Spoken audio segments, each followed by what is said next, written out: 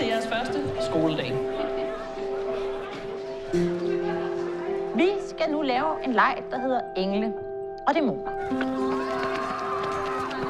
Det er et scenarie, der handler om en gruppe børn. Ja.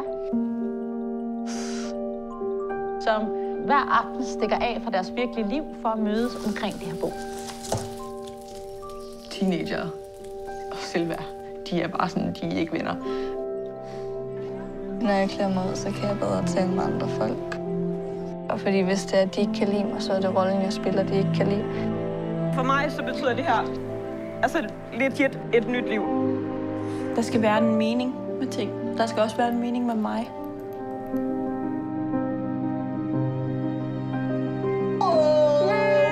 Du var lige der, hvor jeg troede, du var. Jeg tror ikke, at dæmoner behøver at være onde.